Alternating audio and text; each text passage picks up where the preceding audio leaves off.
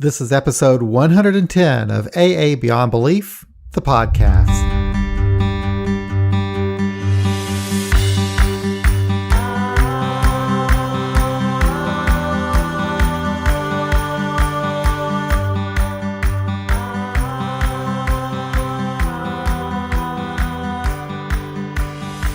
In today's episode, I'll be speaking with Toronto comedian Mark Hughes, host of the Safe Injection Comedy Fundraiser to be held on March 28th at the 120 Diner in Toronto, Ontario. All proceeds from the comedy fundraiser will be donated to the Toronto Overdose Prevention Society. I enjoyed my conversation with Mark. It was interesting to learn about the safe injection sites in Toronto and the life-saving work carried out by the Toronto Overdose Prevention Society. Mark's personal story and his passion for helping others is both moving and inspiring. I'm here with Mark Hughes, a recovering addict, comedian, and podcaster, and I believe a social advocate. Mark, how you doing? I'm good. I hate that word, advocate. I don't know. I as I was your podcast, you can call me whatever you want, baby. Okay. As I was learning about you, though, I thought, wow, because you really care about the subject that we're going to be talking about. You're here today to tell us about a fundraiser that will be taking place on March 28th at the 120 Diner in Toronto. Yep. And it's a Safe Injection Comedy Fundraiser. Yes. And it's going to benefit the Toronto Overdose Prevention Society. Is that right? That's right. Yeah. So why don't you talk about this? I know that I guess you did one of these in Vancouver. Is that how this whole thing started? Yeah, I did two in Vancouver. So I'm a recovering addict. I'm a recovering IV drug user, cocaine and heroin. I was on the downtown east side. I'll just give you the brief version to get into how I started doing these fundraisers. I've known a lot of people who've died of drug overdose since about 2016, end of 2015, 2016. I've known a lot of people who've died. Like when I say a lot, I'm talking about it's over 100 now. God. Right? And I know more people who've died in the last few years of drug overdose than I did when I was actively using drugs on the streets. And and not just a few more, like 10 times more. That's how bad the epidemic is. So what happened was I was thinking, I know so many people are dying. And in Vancouver at the time, we had these things called pop-up safe injection sites. Air quotes, pop-up safe. Oh, is this video recorded? Well, I do have a video, but I'm not recording it. So it's just audio? Yeah, just audio. So for the listeners, air quotes, pop-up safe injection sites. And what those were in Canada, what are known as supervised injection sites are legal under certain parameters. So that's where you're allowed to consume drugs legally, and there are medical staff around to intervene should something happen, like an overdose. Mm-hmm. And the problem was the amount of drug use in Vancouver, well, all over the place, but really Vancouver is the volume of drug use is so high that the legal safe injection site, which is known worldwide as Insight, couldn't accommodate all the people. Wow. And there was still a huge amount. It can only take 25 people at a time. And if you ever went down to the downtown east side where it is, there's way more people than that. Mm. So people were still dying. So some people started they got some Narcan, naloxone, an opioid antagonist, which reverses an overdose, and just kind of put up a little spot where people could use. Mm-hmm. And hey, if you want to get high, we'll watch, and just if anything happens, we'll intervene. Mm-hmm. And it's known as a pop-up safe injection site. Technically, they were illegal. Technically, They still are illegal because there's a bunch of regulations and stuff. You have to get permission and authority from the government, the federal government here in Canada. Mm-hmm. Now, the police weren't, they had an agreement with the police that the police wouldn't enforce the law while people were doing that. So because they understood this is a problem and they don't need to, it's too small of a thing. It would do more harm than good to be arresting people using drugs, right? Sure. Problem was they couldn't get funding. So Insight gets government money because it's government sanctioned. The pop-up safe injection sites they're basically punk rock. They're community grassroots. But these, in order to keep them manned the supplies, they need to money. It cost money to do all that. Mm-hmm. So they were relying on donations and GoFundMe's, and I thought, well, why can't I could put on a comedy show and raise money? And the final nail in the coffin, or as it were, for when I decided I got to do something about this, was I was getting a picture taken for a newspaper story about me. Mm-hmm. So I'm a recovering addict who does comedy. Right. Oh, it's so exciting, right? And I'm facing you like I am right now. So you're the photographer. To my left, if you were the photographer, you could have seen it because I kind of heard a commotion behind me. Someone was overdosing. Oh, God. That's how frequent it is down there, right? Wow. And it's just this contrast, this juxtaposition, whatever you want to call it. I went, here I am getting this picture taken for this article, and there's someone maybe going to die. He didn't die, but it could have, right? Right. We're blue, right? And so then I did it, and I did one, and I did two. So now that organization, which was called the Overdose Prevention Society in Vancouver, they do receive government funding now. Okay. So don't need donations as heavily as they used to. That was 2017. I did the last one. Fast forward to now, I moved to Toronto in just a few months ago, from November. Oh, okay. And they have a Toronto Overdose Prevention Society here too, and they have some safe supervised consumption, safe injection, whatever you want to call them, sites here. But they also have a few pop-up ones. The government here in Ontario, which is the province, sort of like a state for American listeners, is more conservative. I'm nonpartisan with all this shit. Well, I hear you. Bad. But yeah, it's more conservative than the West Coast. Yeah. And I don't mean just conservative politically. It's socially, it's more conservative. Oh, okay. Pop-up safe injection sites are still kind of I don't want to say controversial necessarily, but they're not. The public hasn't totally accepted and embraced them. Again, not necessarily condemning them, but it's not as embedded in the cultural landscape as Insight. Like, everyone in Vancouver knows about the safe injection site. It's just kind of given that they have them. Anyway, the pop-up safe injection sites here are not getting government funding and probably aren't going to anytime soon. And the other problem is while there are quite a few overdoses here, the population's a lot bigger here, and the rate of overdose per compared to the population is lower here. Oh, so. And I've seen how the media reports it here too. Mm-hmm. It doesn't get the headlines and the front pages like it did in BC. Like in BC, you can't talk to anyone who doesn't know what fentanyl is.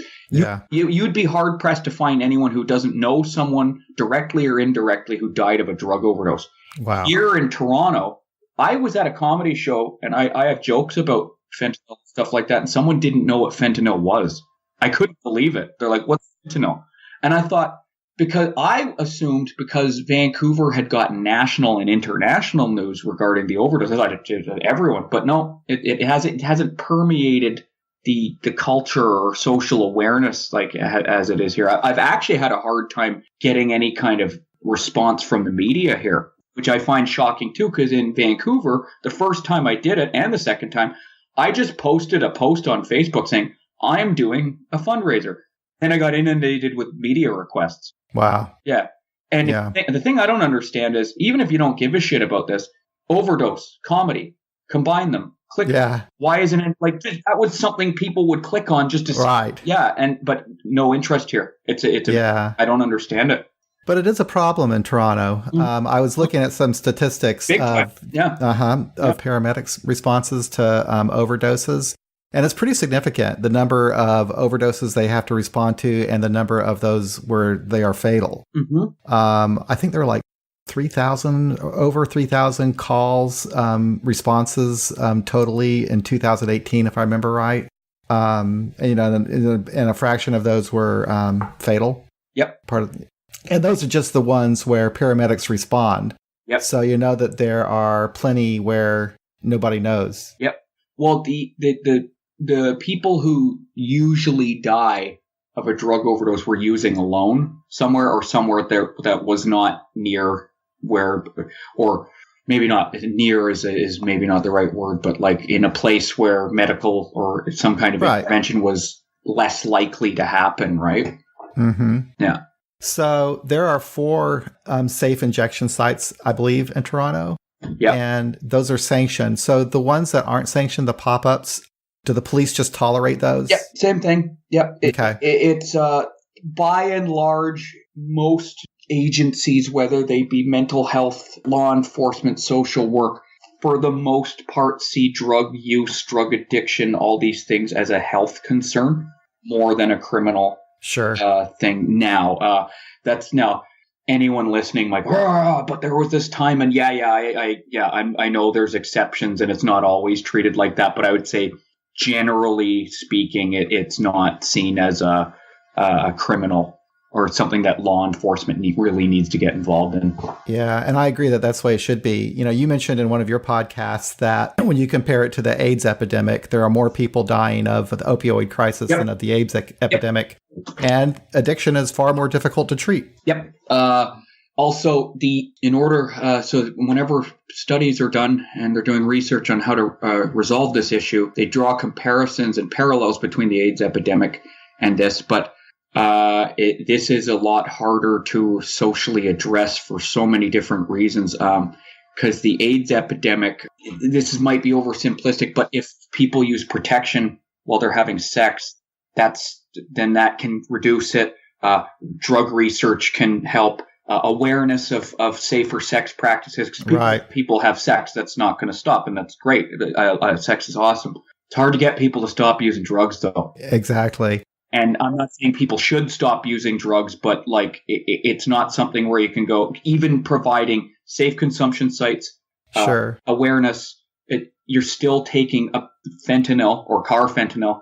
It's a poison, basically, even though it gets you really high and it feels really great. It's a substance that can kill you. And the nature of addiction and drugs and drug use and all this kind of stuff it's not like people are sitting there in a laboratory with coats and clipboards going, okay, no, that's 1 microgram too much before they do a fix, right? It's just, and people claim, if it was legalized, it would.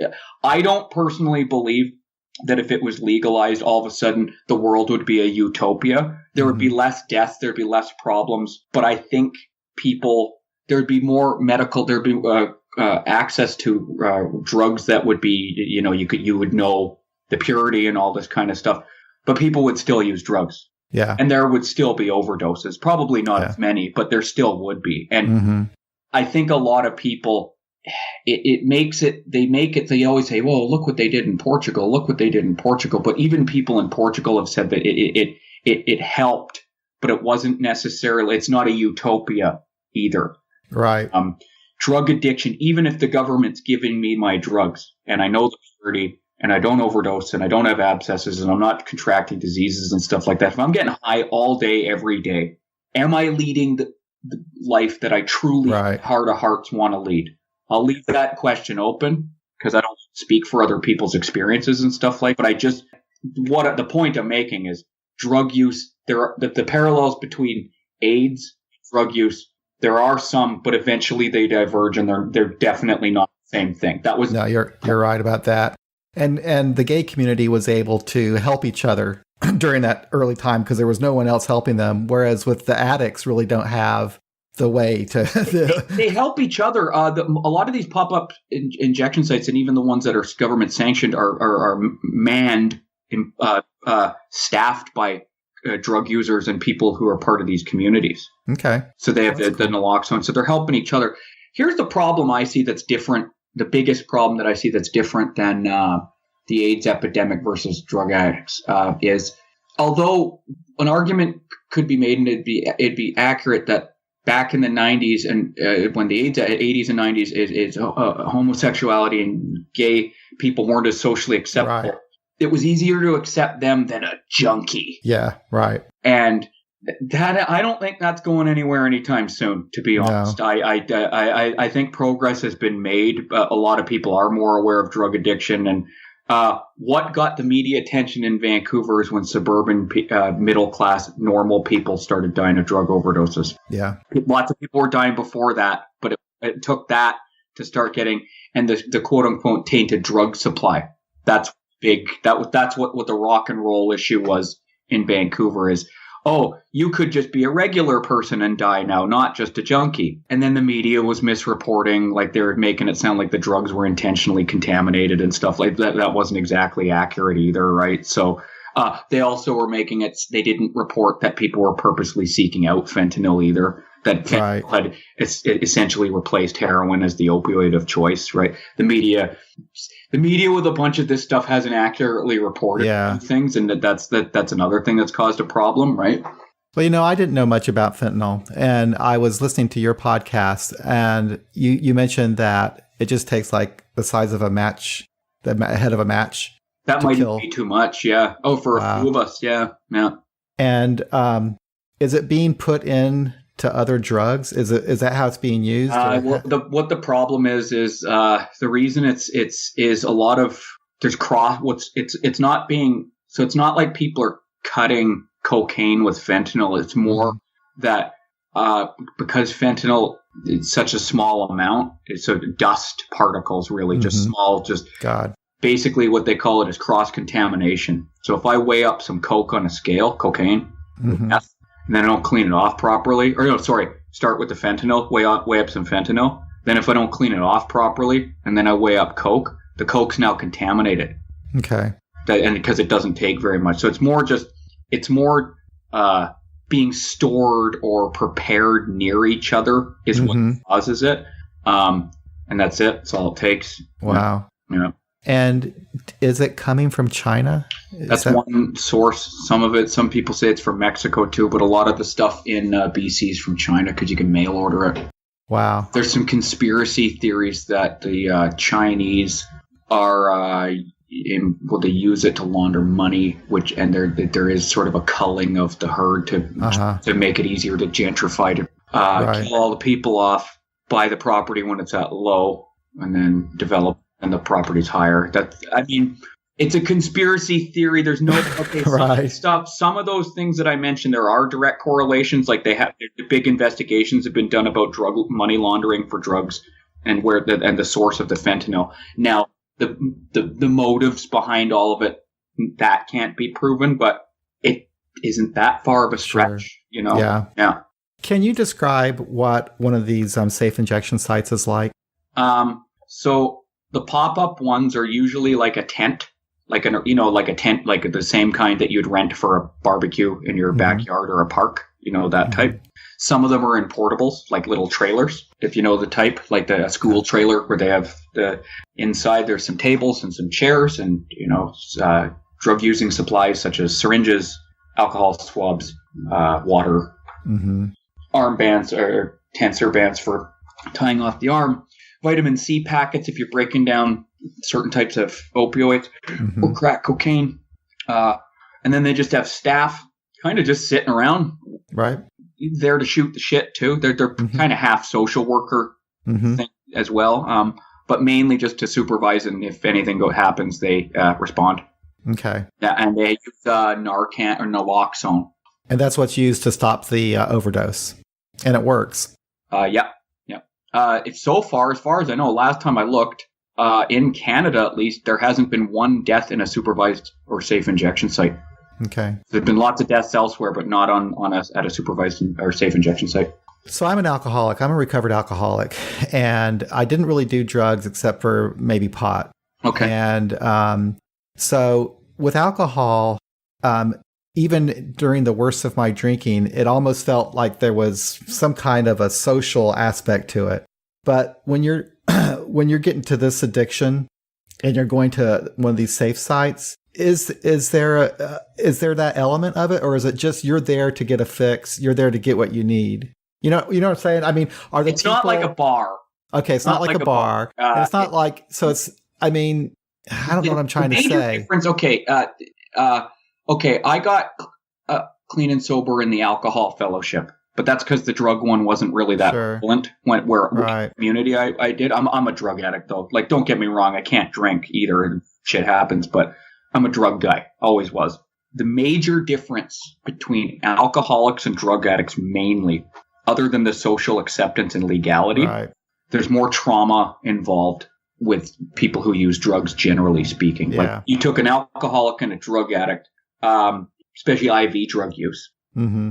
higher, like probably higher than 50-50 odds that the drug addict was probably abused at some point. And I don't just mean like a spanking. I mean some kind of sexual, serious, something serious, right? Often coming from more poverty or foster care or something like that, right? Whereas alcoholics, by and large, generally speaking, I know people might get, oh, no, that's not me, but generally speaking, tended to kind of lead more quote unquote normal lives for the most part. The biggest problem was the booze and the problems that came along with the booze. And yeah, alcoholics also drink for the feeling like fitting in, all that kind of stuff. But there's a speaker, his name's, I can't remember what it is, Chris, I think it's Chris R. He's a AA speaker. Heard him on a tape one time. He says, for anyone who says that an alcoholic and a drug addict are the same, go to listen to a crackhead step 5. And it's like, yeah, I know what he means when he says that, right? Like there's just other stuff. So to answer your question, at the safe injection sites, it's people are just in, out, do the fix, get up. It's not a party. Hang out and talk a little bit. It's not.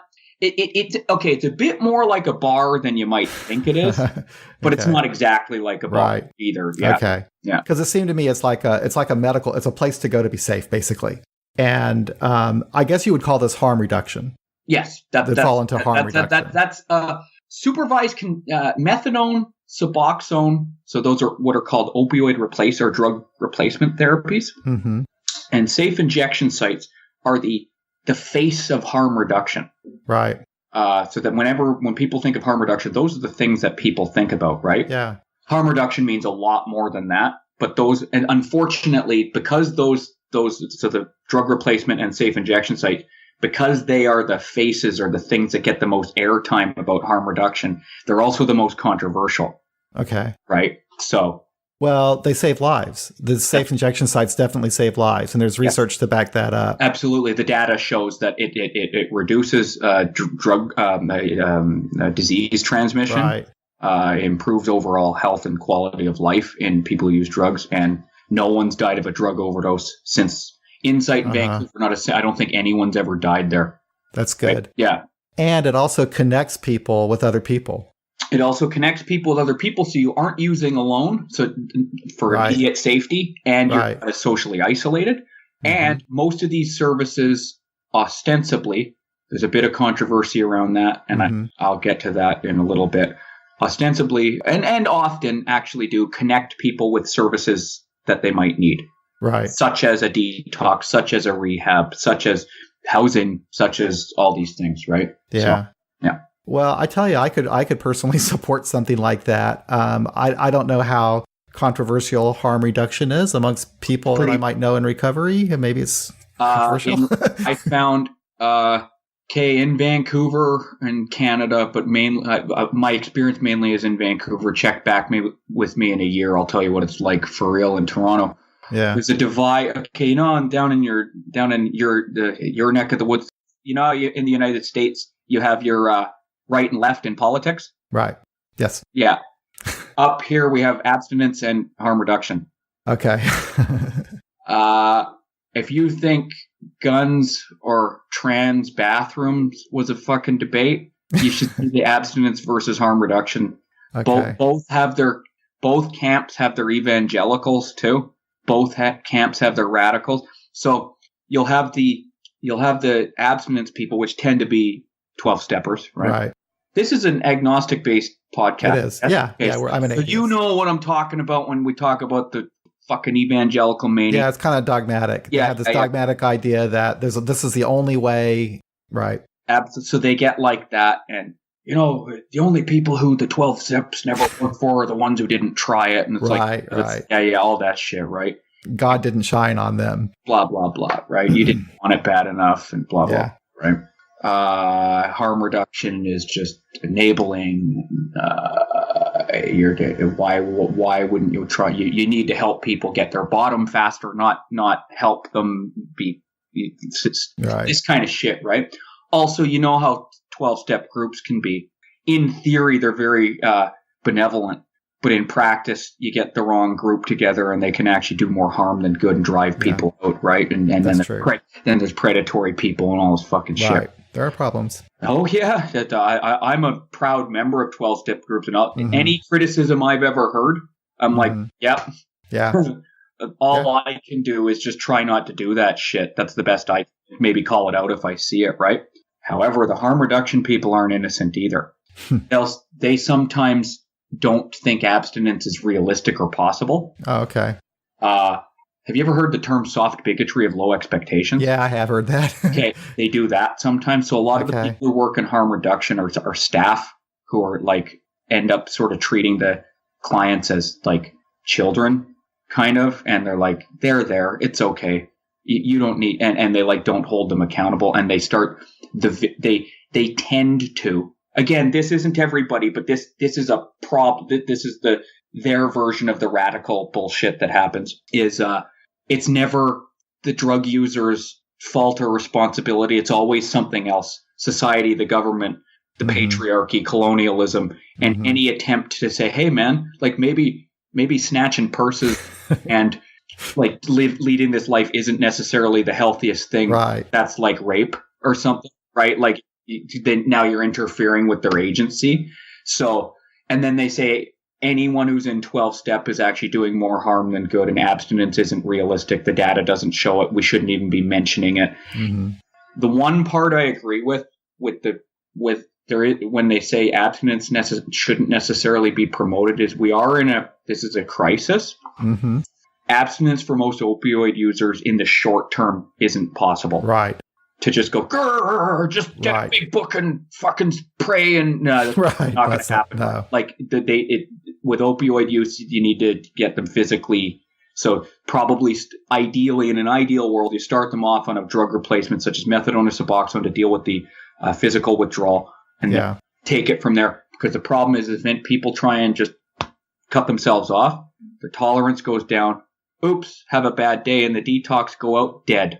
That is the most susceptible population to drug overdose or people getting out of jail, and people who are somehow for whatever reason attempting abstinence, whether forced on them or not, right? Because they have intolerance. Yeah. Yep. So there, that whole thing about the debate within the recovery community, I think, is kind of everywhere. That the problem is that people think that there's only one way and it's my way. And I think the truth of the matter is, if you look at research, is there isn't any just one way to treat addiction. You really have to tailor it for an individual's need because it's a very complex disease. The research actually shows that most people who have substance abuse issues eventually just stop on their own. Yeah, that's true. Yeah. Isn't that interesting? They age out, as they say. Yeah. I know. And, a lot of people say, when they talk about AA2 or any of the 12-step programs, they'll say, studies show that that's not really effective treatment. But, it's really not supposed to be treatment. It's supposed to be support, so I don't know. And I'm a diehard. I'm a lifer in the 12-step. I'll never stop going. I don't go as much as I used to, but I'll never stop going. What it did for me more than, like, I'm abstinent now coming up on 13 years, but that wasn't the miracle, as cheesy. Right, what it was is I got out of prison and I had a place to go. They helped me learn how to drive a car. They taught me social skills. They invited me into their homes. All this, like, they helped me when I was fucked up and wanted to kill myself or go back to prison. They talked me through all that. I had friends who'd take me out for coffee and we'd joke around and make fun of stuff. And I was like, the abstinence part at that point was actually the easy part. Yeah. It was that not using drugs for the last few years, like leading up to my to getting sober and a bit before.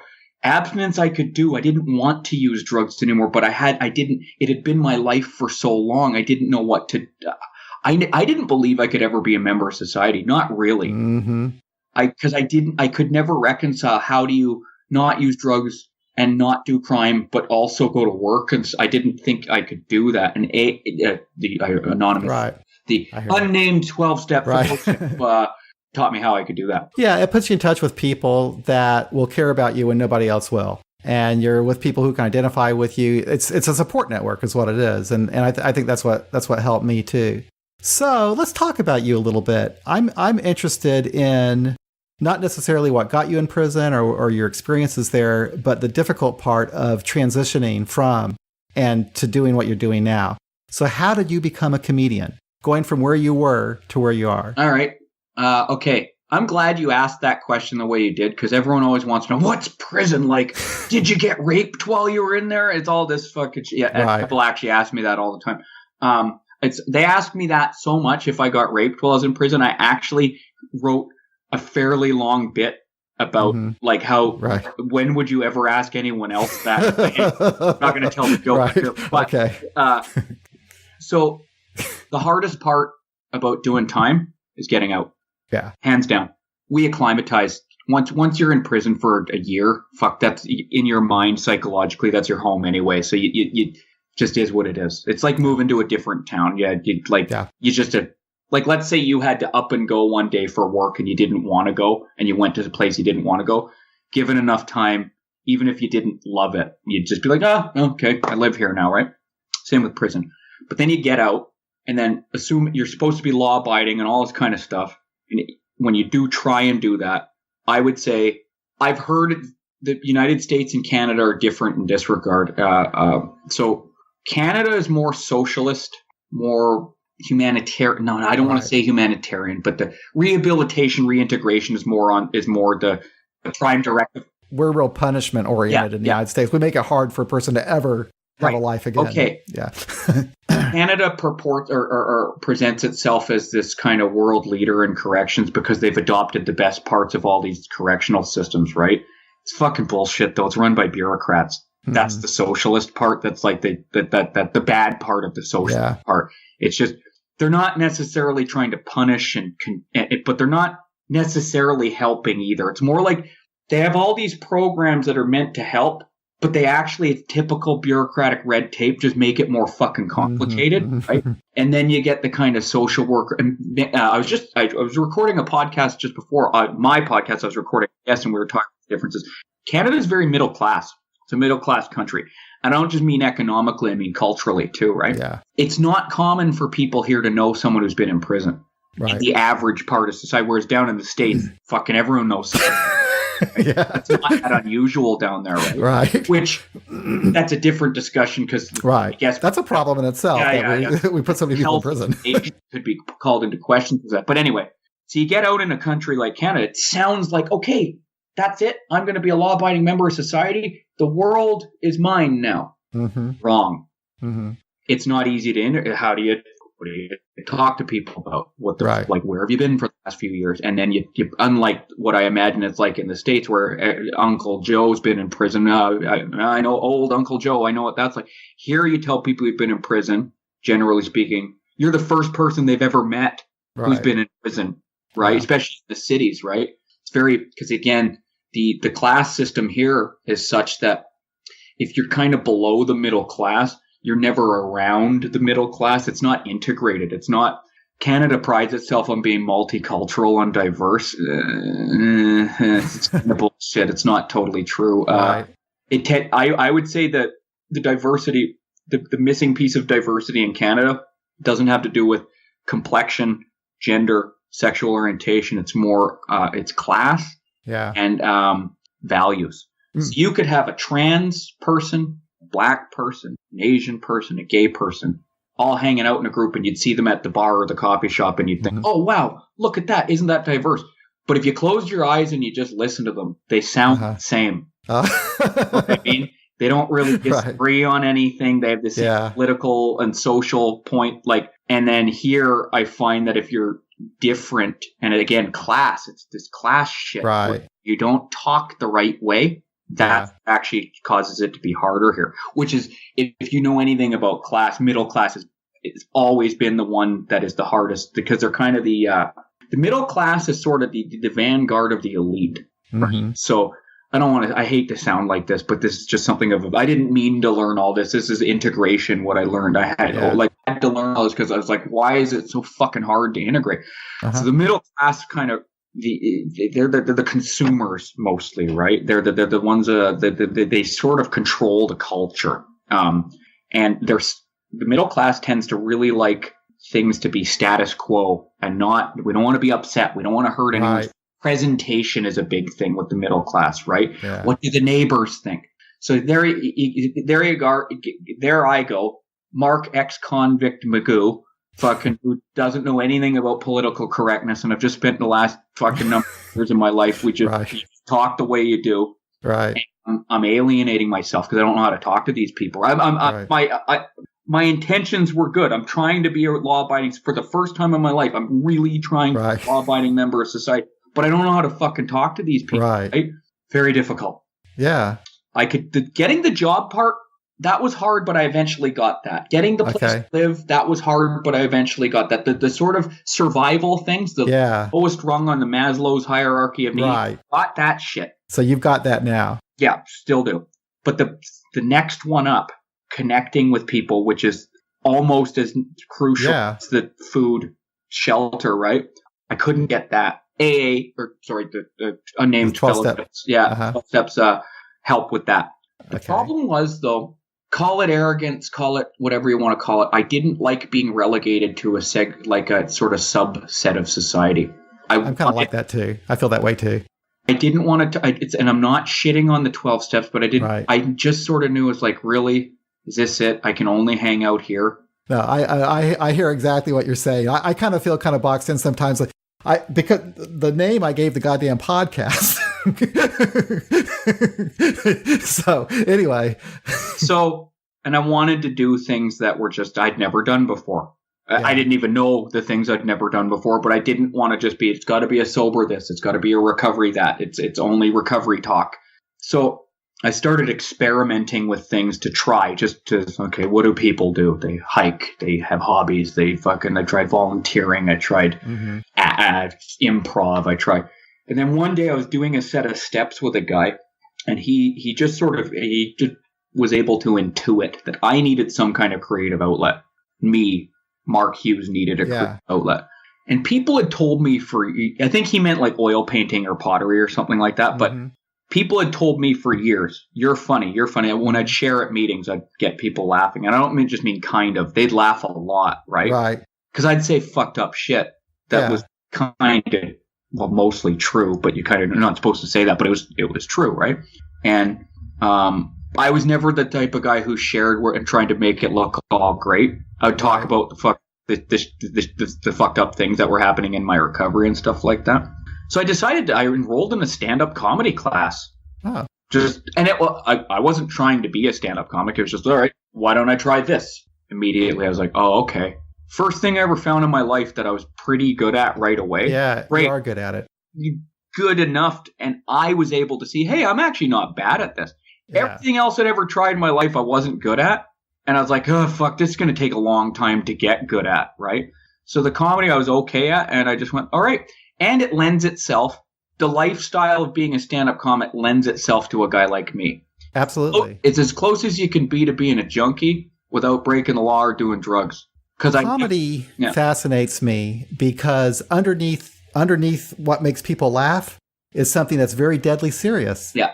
And it just blows me away because you're communicating something that's really important, that is tragic oftentimes, but you do it in a way that, I don't know, it's funny. Yeah. And it blows me away that undercurrent is always under comedy. Yep. Yeah. It's I don't, that stuff. Yeah. You hear all that all the time. I liked it. It suits me. I was finally able to go, okay, look, I found a thing that's socially acceptable enough that I don't totally have to contort myself to fit into society. And I can find, which I didn't think I was able to do. I talk about this with a friend of mine all the time. I'm never going to be normal. I can't do it. I'm too, for whatever reason, my brain's too traumatized. I'm too much of a rebel. I'm too stubborn. One of them, I can't do the 9 to 5. Let's buy a house. Let's have a family. All that. I can't do it. I can't filter my thoughts and words enough to fit in or to squeak by in an office setting or anything like that. And I'm lazy for construction on it. Right? So I finally found a thing that my strengths and weaknesses actually work. Yeah. For me, right? So, and for the most part, I can say the stuff I want to say and get rewarded for it, either in laughter or money, preferably both. But that doesn't happen. I'm good. So you do have that creative outlet now. Yeah. And can you talk about, I guess there's two things. tragedy plus time served equals comedy. What is that? That's a one-man show I do for fringe festivals. It's about my life. So it's just, rather than focusing on the comedic, rather than doing a comedy set, it's more of a storytelling monologue. Just the story. It's like a 12-step share, except I've written it so normal people can relate to it a bit more. So it's something that you've written out. Okay. But it's not comedy necessarily. It's just more of a story of your life. 60% serious, 40% comedy. Okay. Yeah. Did you have you published that like on Amazon or anything? No, I haven't recorded it. Oh no, it's not written out. It's a show I perform. Okay. People always say, "Why don't you write it?" And it's like, fuck. Yeah, it's a lot. Someone has to sit down and write it, and I don't think I'm right to do it. But I'd gladly collaborate with someone. If anyone ever wants to help me, I'll talk. You dictate, no problem. Okay. Well, I need to check that out. I was kind of curious about it because I was reading about it and I thought it was kind of interesting. Mm-hmm. And one of the articles I read about it, they described it as a play. Yeah. I guess that's because it's performed at fringe festivals, it would be called a play. If you were to watch it, you'd be like, oh, this is a fancy 12-step convention share kind of thing. But you don't have to be in 12-step to get it, or and it's it's tweak this here, tweak that there, so it's a bit entertaining, sort of, right? Okay. Yeah. And what's Comedy Shocker? That is my XXX rated dark and dirty comedy show. Okay. So the no holds barred comedy show that I started because I got sick of hearing people say, "Oh yeah, people don't want to hear those kinds of jokes." I was like, "Yes, they do. I know they do." Yeah. Guess which types want to hear them? Who wants to hear the middle class guys? I don't know. No, our types. Oh, okay. Because comics would tell me, no, joke. People don't like those kind of jokes. So I was like, oh, I know people who meet every night and don't drink alcohol and drink a lot of coffee who love those jokes. What the fuck are you talking about? So I put this show together, and it became fairly successful in Vancouver. It's a lot of recovery people go. Not all, though. It's not all. It's about 50% recovery and the 50%. And that I just didn't like that people were saying people don't like those type of jokes because that's not true. It's just patently not true. Right. It was more that people were scared of the potential backlash of those jokes. So I went, fuck it. I'll create a safe space. Yeah. Fucking horrible jokes. Maybe it depends upon the person who's doing the routine too. Maybe for you it's a natural thing. Yeah.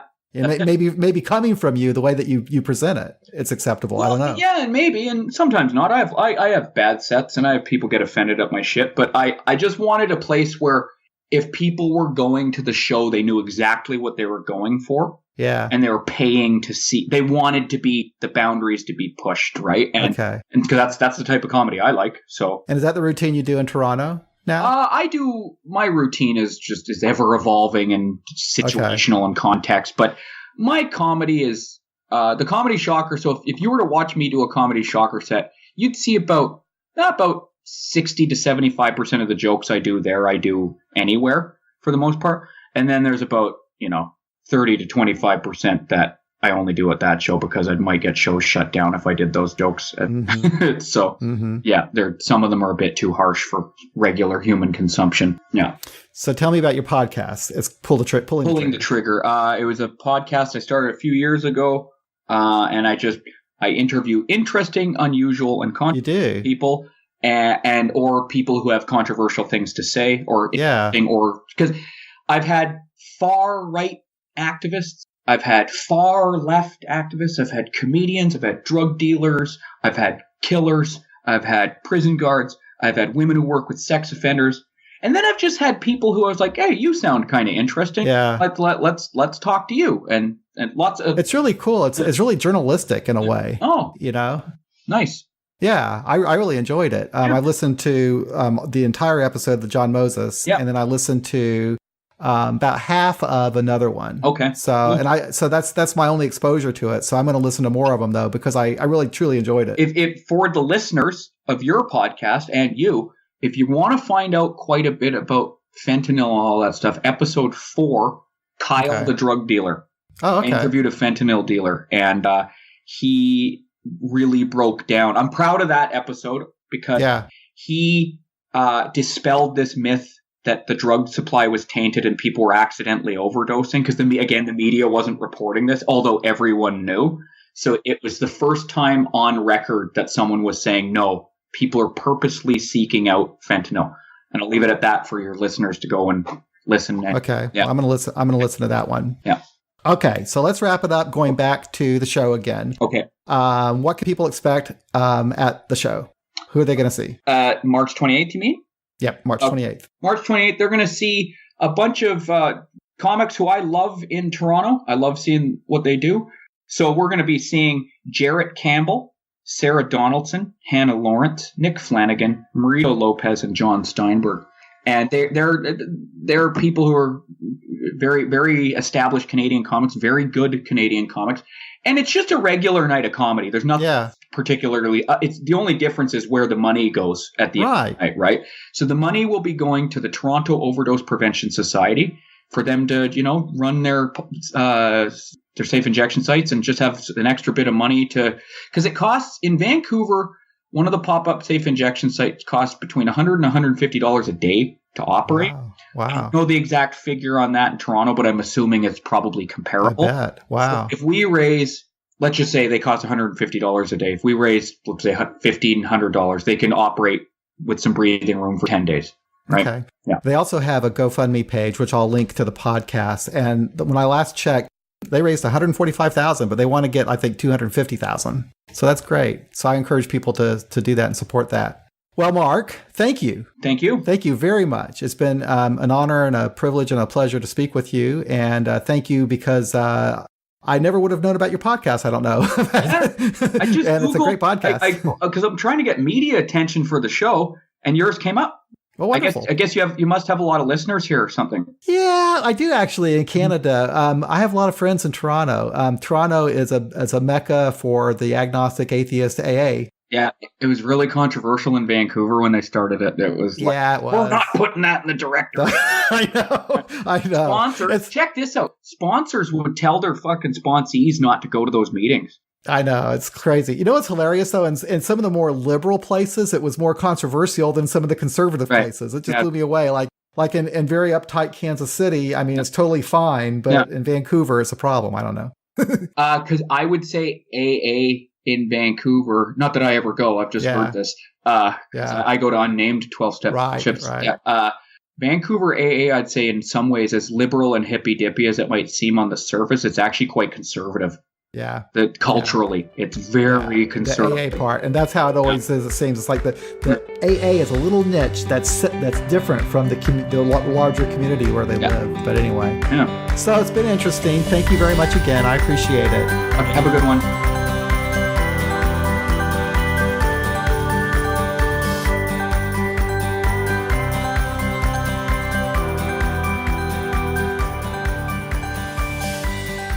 Visit Mark's website, markhughescomedy.com, to learn more about Mark, his comedy, and his podcast. If you'd like to help the Toronto Overdose Prevention Society, be sure to visit their GoFundMe page at gofundme.com/Toronto Overdose Prevention Society. And if you're in the Toronto area and looking for some laughs and an opportunity to support a good cause, check out the Safe Injection Comedy Fundraiser at the 120 Diner, Toronto, Ontario on March 28th. Well, that concludes another episode of AA Beyond Belief, the podcast. Thank you for listening.